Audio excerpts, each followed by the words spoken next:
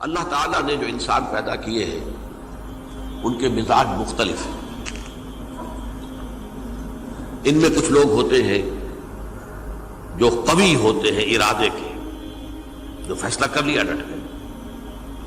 کچھ لوگوں میں وہ قوت ارادی اتنی مضبوط نہیں ہوتی، وہ ادھر ادھر سوچتے رہتے ہیں. کچھ لوگ جسمانی طور پر بہت توانا ہوتے ہیں، کچھ لوگ جسمانی طور پر پیدائشی طور پر کمزور ہوتے ہیں. تو اگر کوئی قوت ارادی کمزور رکھنے والا شخص ہے، وہ بھی تو اللہ کی تخلیق ہے، اللہ کا بندہ ہے، خطاؤں کا ظہور ہو جاتا ہے، توبہ کرتا ہے، پھر کچھ عرصے کے بعد پھر خطا کا ظہور ہو جاتا ہے، پھر توبہ کرتا ہے. تو ہم تو یہ سمجھیں گے کہ ایک حد کے بعد پھر اس کی توبہ قبول نہیں ہونی چاہیے. لیکن حدیث سنیے. وعن ابی ہریرہ رضی اللہ تعالی عنہ قال قال رسول اللہ صلی اللہ علیہ وسلم ان عبدا اذنب ذنبا، یقیناً ایک بندہ جو ہے وہ ایک گناہ کرتا ہے. فقال، پھر وہ کہتا ہے رب، اے میرے پروردگار، اذنبت فاغفر لی، مجھ سے گناہ ہو گیا ہے، مجھے معاف فرما دے. فقال ربہ، تو پروردگار یہ کہتا ہے اعلم عبدی ان لہ ربا یغفر الذنب ویاخذ بہ،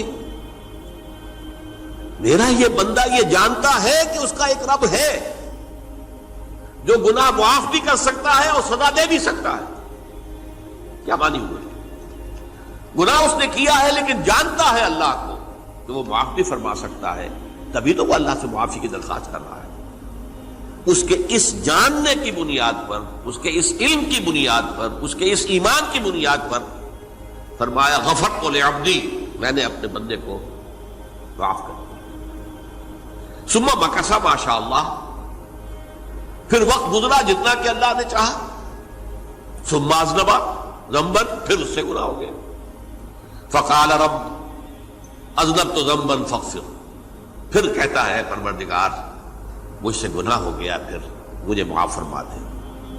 فقال ربہ، اللہ فرماتا ہے عالم عبدی ان لہ ربا یغفر الذنب ویاخذ بہ، میرا بندہ ہے نا جو جانتا ہے کہ اس کا ایک رب ہے، ایمان باللہ اس کے اندر ہے، تبھی تو پکار رہا ہے. اور یہ بھی جانتا ہے کہ وہ گناہ معاف بھی کر سکتا ہے اور چاہے تو پکڑ بھی سکتا ہے، سزا بھی دے سکتا ہے. تو فرمایا، اللہ تعالیٰ فرماتے ہیں میں نے فرمایا کہ میں نے معاف کر دیا. ثم مکث ما شاء اللہ، پھر ایک عرصہ گزرا اس کے بعد. ثم اذنب ذنبا، پھر اس نے گناہ کیا. قال رب اذنبت ذنبا آخر، اس نے کہا پروردگار میں نے تو پھر ایک اور گناہ کر دیا، فاغفر لی، مجھے بخش دے.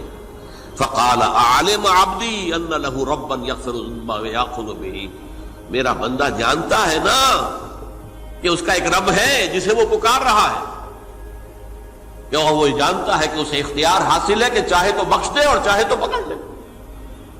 اس کے اس علم، اس ایمان کی بنیاد پر میں نے اسے معاف کر دیا. ایک اور حدیث، میں نے چونکہ اس گفتگو کے لیے ان احادیث کا تفحص کیا ہے، یہ تو بہت ہیں حدیثیں، میں نے ان میں سے کچھ چنی ہیں. ہمارے بعض واعظ ناصح وہ بھی کسی شخص کو روکتے رہے، برائیوں سے روکتے رہے، نہیں رکتا تو کہیں غصے میں آ کے اللہ تجھے کبھی معاف نہیں کرے گا. یہ کتنا بڑا جرم ہے، اس کا اندازہ کیجئے اس حدیث سے. تم میرے بندے کو میری رحمت سے مایوس کر رہے ہیں، کتنا بڑا جرم ہے، اس کا اندازہ کیجئے. یہ مسلم شریف کی روایت ہے عن جندب، حضرت جندب رضی اللہ تعالی عنہ سے، ان رسول اللہ صلی اللہ علیہ وسلم حدث، کہ اللہ کے رسول صلی اللہ علیہ وسلم نے ایک واقعہ بیان کیا. ان رجلا قال،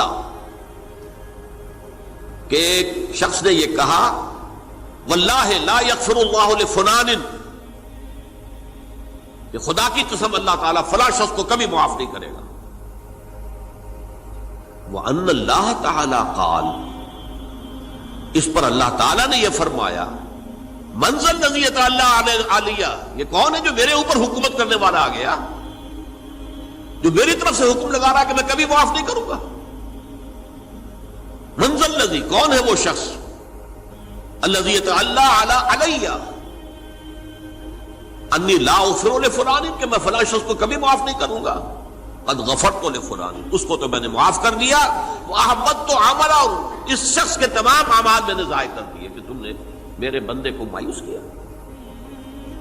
یہ ہے جرم کی انکار۔ تو توبہ کی دعوت دیتے رہو، توبہ کے لیے لوگوں کو آمادہ کرتے رہو، توبہ جو ہے اس کے لیے ترغیب دیتے رہو، اللہ تعالیٰ معاف فرمانے والا۔ اب آخری حدیث سنا رہا ہوں، یہ تو بہت ہی عجیب حدیث ہے اور متفق علیہ، یہ بخاری اور مسلم دونوں میں۔ حضرت ابو سعید الخدری رضی اللہ تعالی عنہ جو ہے وہ اس کے راوی ہیں۔ حضور نے فرمایا کانا فی من کانا قبلکم رجل قتل 99 نفسا، تم سے پہلے جو امت تھی بنی اسرائیل، گویا کہ ان کا ذکر ہے، اس میں ایک آدمی ایسا تھا جس نے 99 قتل کیے تھے۔ اب آپ اندازہ کیجئے کتنا بڑا گناہ کبیرہ ہے قتل۔ قرآن مجید میں آتا ہے وَكَأَنَّمَا قَتَلَ النَّاسَ جَمِيعًا، اگر ایک انسان کو بھی ناحق قتل کر دیا گیا تو یہ ایسی ہے گویا کہ اس نے پوری نوع انسانی کو قتل کر دیا، اس نے 99 قتل کی۔ فَهَلْ لَهُ مِن تَوْبَةٍ، پھر اس کے بعد یہ ہوا کہ اس کے اندر توبہ کا جذبہ پیدا ہوا۔ فَسَأَلَ عَنْ أَعْلَمِ أَهْلِ الْأَرْضِ، تو اس نے پھر سوال کیا، لوگوں سے پوچھا کہ زمین میں رہنے والوں میں کون سب سے بڑا عالم ہے۔ فَدُلَّ عَلَى رَاهِبٍ، تو اسے بتایا گیا فلاں راہب فلاں جگہ پر ہے، وہ بہت نیک ہے، بڑا عالم ہے۔ فَأَتَاهُ، وہ اس کے پاس آیا، فَقَالَ أَنَّهُ قَتَلَ 99 نَفْسًا فَهَلْ لَهُ مِن تَوْبَةٍ، انہوں نے کہا دیکھیے راہب صاحب، میں نے 99 انسان قتل کیے، اب مجھے یہ بتائیے کہ میرے لیے توبہ کا کوئی امکان ہے؟ فَقَالَ لَا، انہوں نے کہا نہیں۔ فَقَتَلَهُ، اس نے اس کو بھی قتل کر دیا۔ فَكَمَّلَ بِهِ 100، اپنی سینچری مکمل کر لی، مطلب 99 کے بعد ایک کی کسر تھی، اس کو بھی قتل کیا، 100 پورے کر لیا۔ ثُمَّ سَأَلَ عَنْ عَالِمِ أَهْلِ الْأَرْضِ، پھر اس نے پوچھا کوئی اور کوئی بڑے عالم انسان ہو۔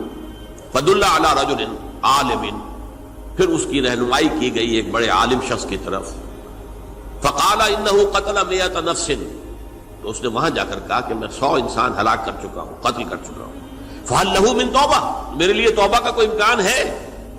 فَقَالَ نَعَمْ، کہا کیوں نہیں، 100 قتل کیے تب بھی کیا ہے، توبہ کا راستہ دروازہ کھلا ہوا، مَا لَمْ يُغَرْغِرْ، جب تک کہ وہ گھنگرو نہیں بج رہا اس وقت تک تمہارے توبہ کا دروازہ کھلا ہوا ہے۔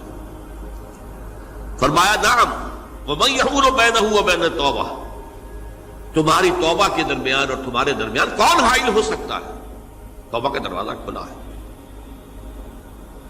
لیکن ساتھ ہی کہا انطلق الی ارض کذا و کذا، اب تم ایسے کرو جہاں تم رہتے ہو وہاں نہ جاؤ واپس، وہاں کا ماحول اچھا نہیں ہے، معاشرہ اچھا نہیں ہے، ہو سکتا ہے کہ تم توبہ پر قائم نہ رہ سکو، تم فلاں جگہ چلے جاؤ، وہاں اچھے لوگ آباد ہیں، ان میں جا کر رہو۔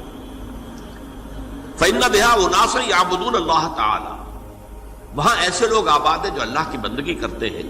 فاعبد اللہ معہم، تو تم ان کے ساتھ مل کر اللہ کی بندگی اور پرستش کرو۔ ولا ترجع الی ارضک، اپنی زمین کی طرف اپنے وطن میں واپس بن جاؤ۔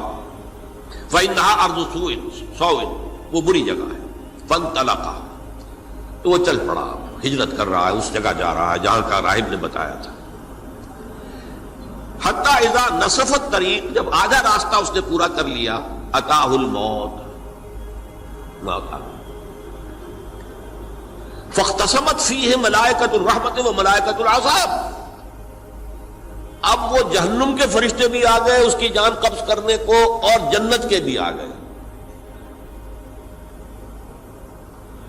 فقالت ملائکۃ الرحمہ، رحمت والے جو فرشتے ہیں جنت والے، انہوں نے کہا جا تائبا مقبلا بقلبہ اللہ تعالی، یہ شخص توبہ کر کے اللہ تعالیٰ کی طرف ہجرت کر رہا تھا، اس لیے اس کی نیت کی بنیاد پر اب یہ جنتی ہے، لہذا اس کی روح ہم قبض کریں۔